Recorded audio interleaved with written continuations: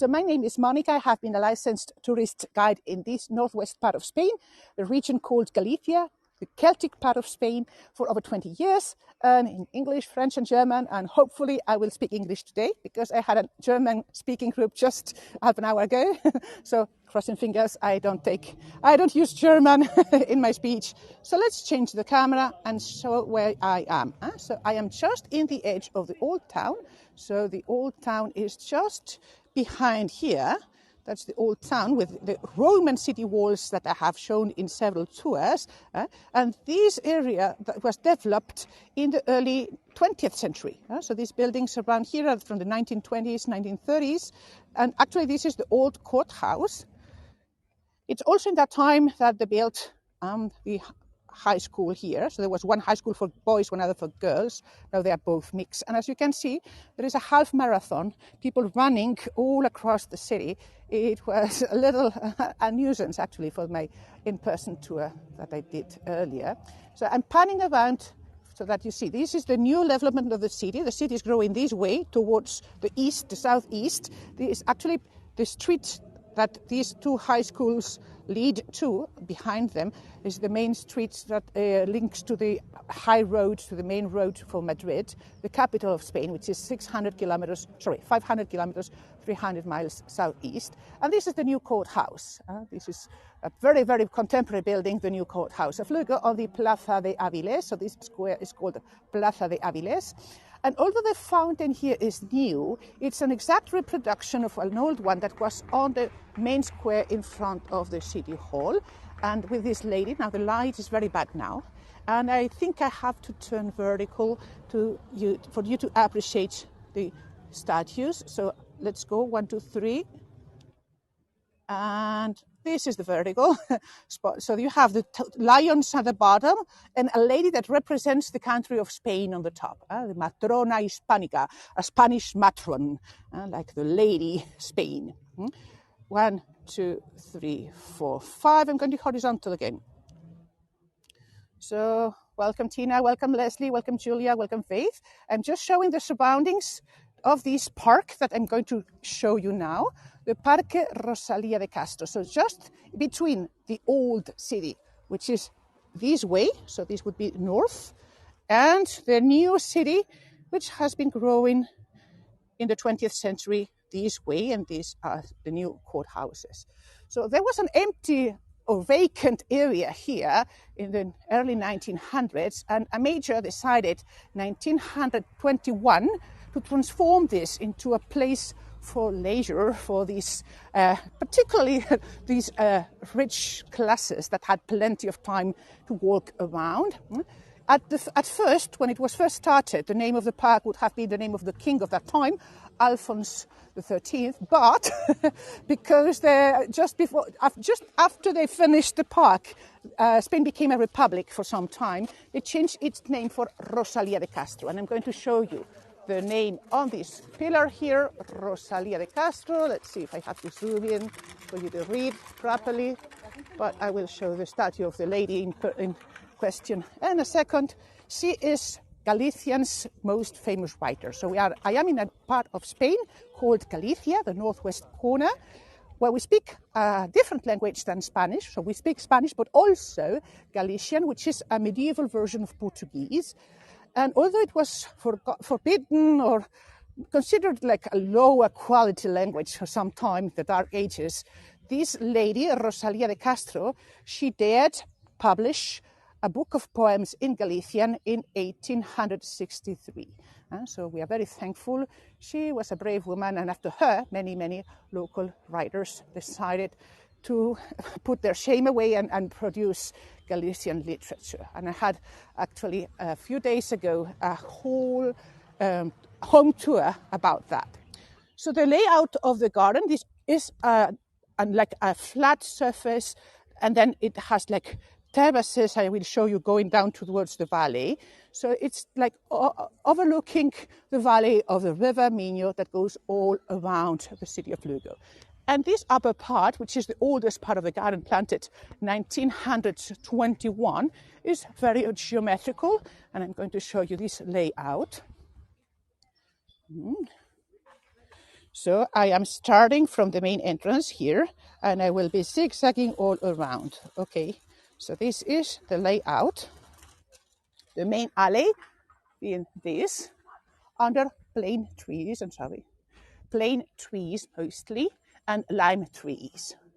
So because they are mature trees, it provides a nice, cool shade, even in the hottest moments in the year, in July and August, although I'm in northern Spain, nothing to compare with southern Spain.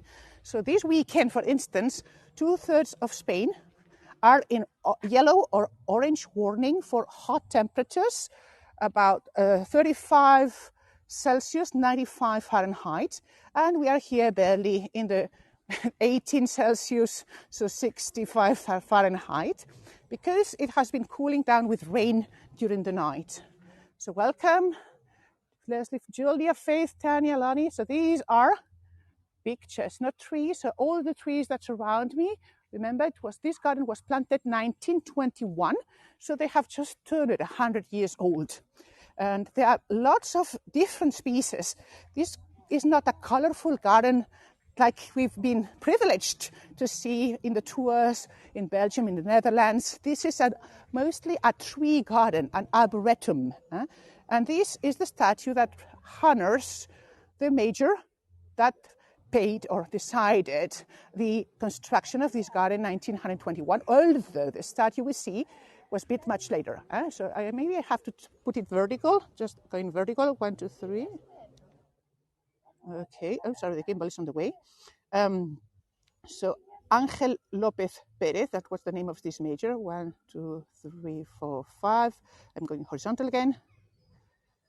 And this statue was built by one of the most important Spanish sculptors or Galician sculptors in the 1950s.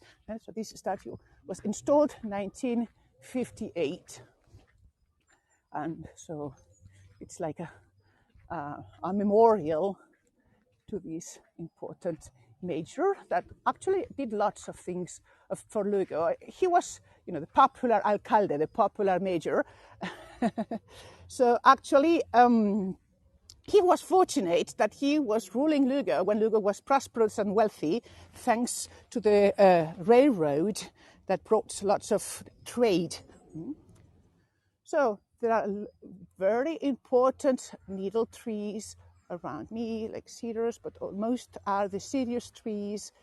Again, I'm panning around under this canopy of also maples, acer, and smaller trees like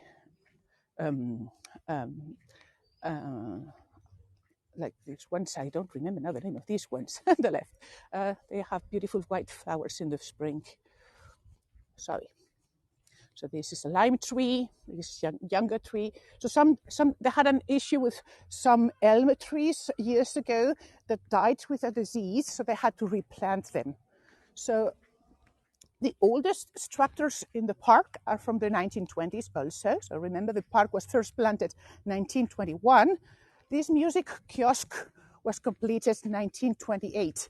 At that time, and I mean, even in my childhood, it was the habit for many families after Mass, after service on Sundays. So most important services would be run at noon. And when they're done at 1 p.m., before we had lunch, and we have lunch in Spain later than in other parts of the world, and particularly on Sundays, so we would come for the music. So 1 p.m. to 2 p.m., there would be music played in these kiosks. Most cities would have a music kiosk. And in many cases, and this is one of them, the basement of the kiosk would be lavatory. So you see this entrance, it was señoras, market señoras, ladies. So we have modern ones now. These are no longer in use.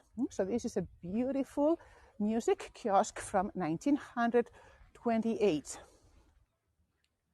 And there is an open space around, so people would be able to dance. So see, and it's laid flat and with sand, so that you would be able to dance the typical paso dobles, which was the typical dance in Spain well, still is in some popular villages. Welcome, Loni and ACM. So my favorite part of the park, though, is this pergola. So the same architect, Eloy Maquieira, that did most of the construction of the 1920s and 30s. It's such a pity. He died very young in 1942 for a just stupid thing. I mean, he had a small infection, but because his family was not able to get hold on penicillin, because Second World War was being fought in Europe, and so there was a scarcity of medicines. So he died of a just stupid infection, very, very young. He was one of the best architects in Lugo, and the one that first brought a new material, concrete, in construction in the early 20th century. So this beautiful pergola has blue painted concrete beams supporting an extremely heavy wisteria, because remember, this was planted in the 1920s. And there are also nice glazed tiles, also painted beautiful blue. But see, now there is a lot of contrast in the light. See the size of these climbing plants. Can you see the trunks? So earlier in the season, when it was in full bloom, I would not be able to come here because of my allergy. I like the smell, but it makes me even dizzy. I mean, it makes me sneeze and it makes me dizzy. There are few flowers left. Let's see if I can show them to you, like this here.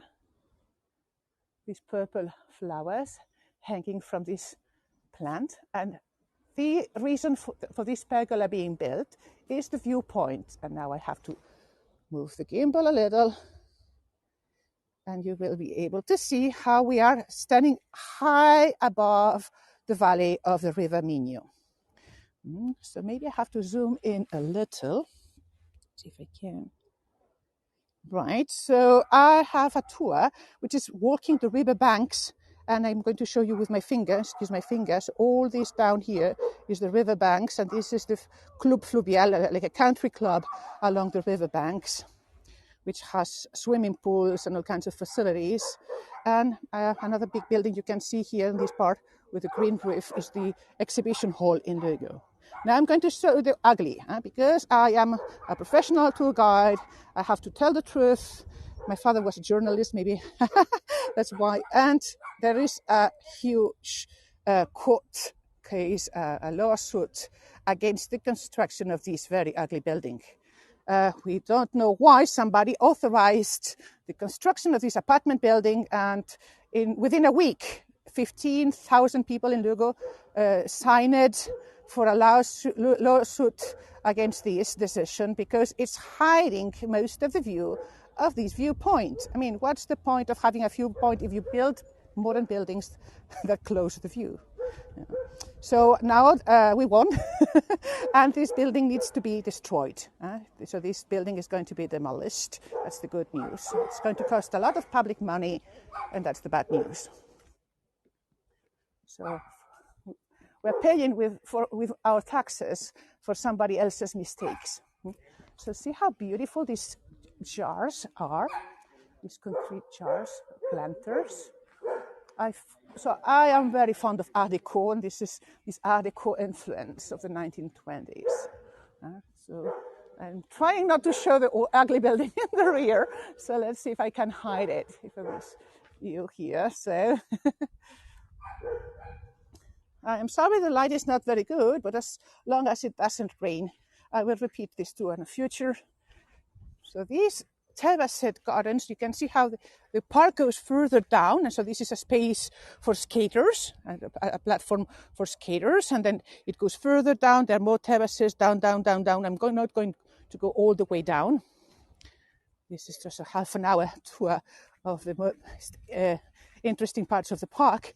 But if I was here in October, it would be absolutely crazy and busy, because all these parks, and particularly these terraces below, this is where all the attractions are installed of a huge fair.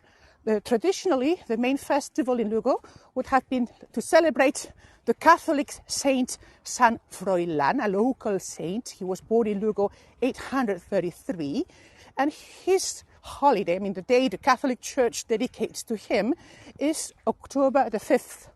So during these first 2 weeks in October, all this park, but also all these terraces are covered in booths selling all kinds of candy things, but also all these fair attractions like bumping cars and a huge wheel, you know, everything that happens in fairs. And actually, the best restaurants of the area, they install here also nice booths where they sell tons and tons of our favorite dish, which is the octopus. So nobody's skating today, it's starting to drizzle a little, but I want to come and greet this fellow citizens of this eagle. Okay, have any of you done any of my previous tours of Lugo? So in some of my tours, as I walk the old streets in the center, so Sarayam has, okay, I show there is a statue of an eagle with wide deployed wings in one of the squares in the city center. And this is actually the statue that should be there, the eagle of the millenarium. So I'm going to go a little further to see its face better. I think the light is better this way, isn't it? Okay. So this statue, the one we see now, the bronze eagle we see, was made 1975 to be placed on top of a pillar in the middle of the city of Lugo. So its author was the local artist, Santiago de Santiago. And when he put the statue there, he had the eagle done with these folded wings because it was to be standing on top of a pillar very high, and he feared with deployed open wings, the wind could break it. So when they put the statue there, 1975, to celebrate the 2,000 years of history of the city of Lugo, the authorities were happy, but the locals, they just made fun of this statue. They said it did not look like a Roman eagle at all, but like a pigeon. And they started calling it the statue of the pigeon. So 1975, the dictator Franco had just died, but we were still in a military regime. And when the authorities learned that the citizens of Lugo despised a Roman imperial eagle that they called a pigeon, they ordered this artist to make a new statue with a larger deployed open wings that nobody could mistake for an eagle. And this one was banished. And actually this statue, you see, spent about 20 years in a warehouse. It's only in the 1990s that they decided to bring it here and place it in the park. So now we have two imperial eagles, the one with big wings in the city center and this one with the folded wings in the park. Oh, I need to run away. The skaters are coming. So now you see from the bottom is where you see the best, the beautiful stairs. So now you see the fences first, but I will. The little kid is learning to use her rolls. So Leslie, what do you disagree with? With the image of the eagle looking like a pigeon? So these are beautiful stairs, again from the 1920s, and even the elegant posts like here, and we will see later similar ones for the lamps. So every single detail in the park was designed to be very harmonious. So you see, like even. Oh, Leslie thinks that it does look like an imperial eagle. Okay. So you see also a nice planter on top.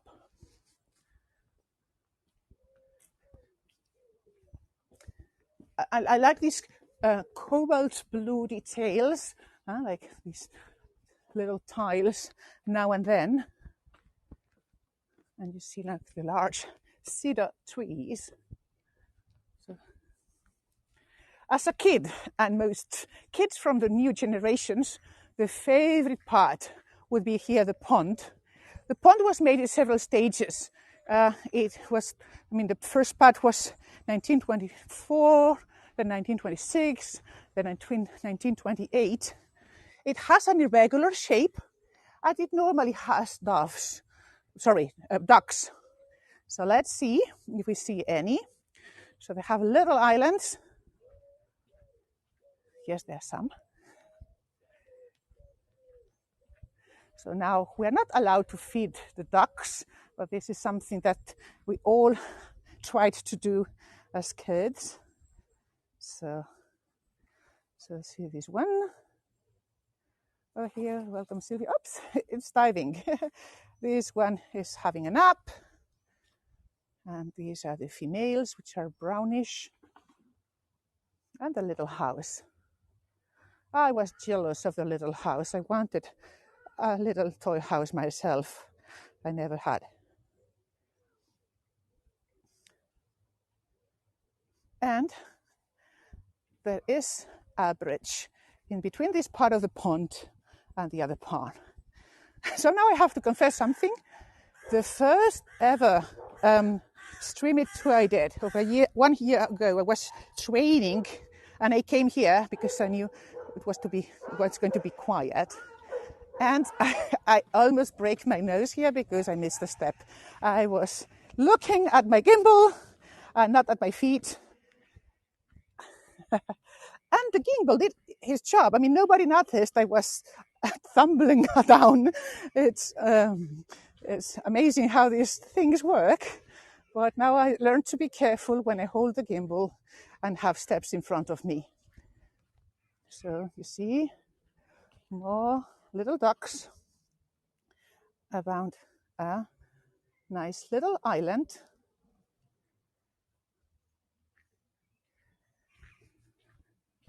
And the center of this upper terrace, where the older part of the garden is, and the center is a fountain. In former times, this would have been also a tile fountain glazed with ceramic tiles, but I don't know why, because I've seen the pictures and it was beautiful.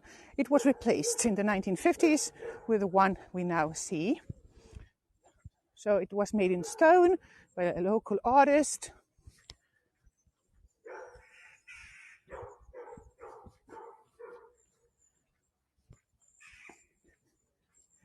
And the light is not very good, but I think you can still see, you know, these different layers of basins of this stone fountain. And you can also see behind it, and I will get closer to that, this piece of tree, just a part of a trunk of a macro sequoia. You know, these gigantic trees in America. So there were a few in this park, and that one died. There is another one here, but the most spectacular one is this one here, although it is tall and they had to put some support for it, the ugly. So let's see if I try a vertical shot of this. So I have to move, no, sorry. Okay, like that. 1, 2, 3, 4, 5, going horizontal again. So some of the trees in this park, sorry, it's facing too high, so are very original, because there would be exotic plants brought from different parts of the world.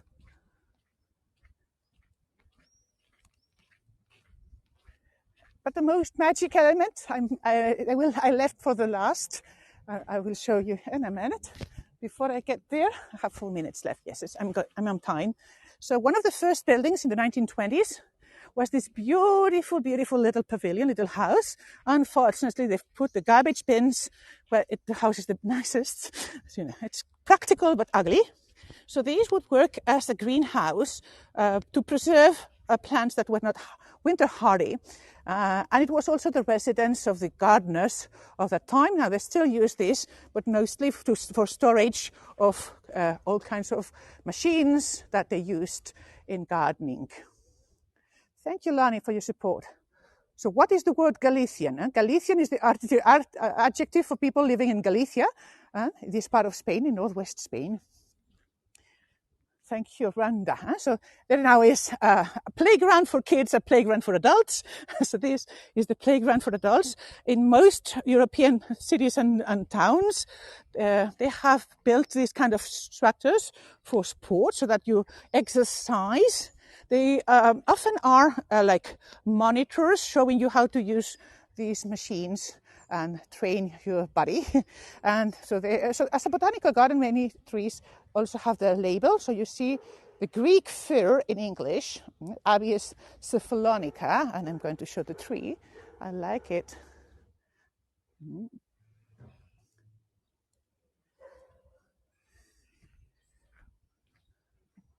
Or this Polonia, which is blooming. This has nice blooms.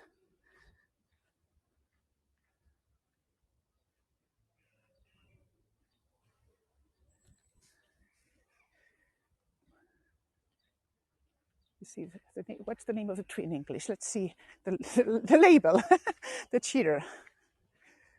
Ausculus carnea is the Latin, red horse chestnut is the English for these trees that have these pink blossoms right now.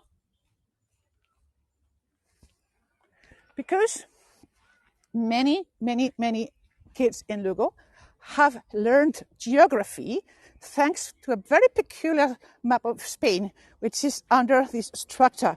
You see this building? It has a covered porch underneath and a dovecot on the top.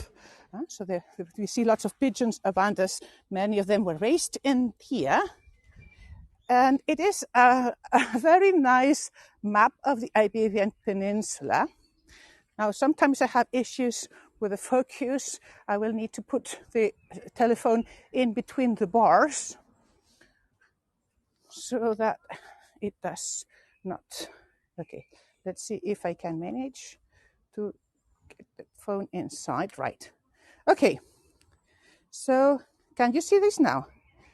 So this is the shape of Spain and Portugal, the Iberian Peninsula, and it's made 3D. So you can see how I am now just in this northwest part. This is Galicia, and this is where we Galicians live. Then underneath, this is Portugal. This is where the Portuguese are. It's a different country now. And you see, now I'm going to point with my finger also, these central parts, the central plains. There are two central plains divided by a chain of mountains that surrounds Madrid. So this central plains in Spain is where the Quixote, the cereal plains happens. So one of my pet peeves is, I don't know why you have this sentence in English, that the rain in Spain falls mainly in the plain because it's the worst lie ever. So these central plains of Spain, they're very dry. The rain in Spain concentrates in these mountain ranges in the north that get the rain from the Atlantic Ocean. So you see there are two mountain ranges coming so horizontally, shall we say, and then one big one coming like a curve, the Cordillera Ibérica and the Cordillera Bética. So this is Barcelona is over there. So, and I will be taught about the rivers, about the mountain ranges, and it was so beautiful to see that from here, because, I mean, even in my childhood, we did not have the opportunity of flying above the country on a plane and see how it was. So now just bear with me. I have to remove the phone from the, the iron bars. So this is also the map from 1929. And actually, so the thing that most guides don't mention is the reason this map was placed here was because of another military dictatorship we had in that time, in the 1929. The Primo de Rivera dictator, the military dictator, came here and said all the cities should have a map of Spain to glorify Spain for the kids to learn how Spain was. And that's why we have it. I think it's a good idea that we have it because it's really good to learn geography. So I've done the tour of the park. I hope you enjoyed this. I'm going to turn the camera.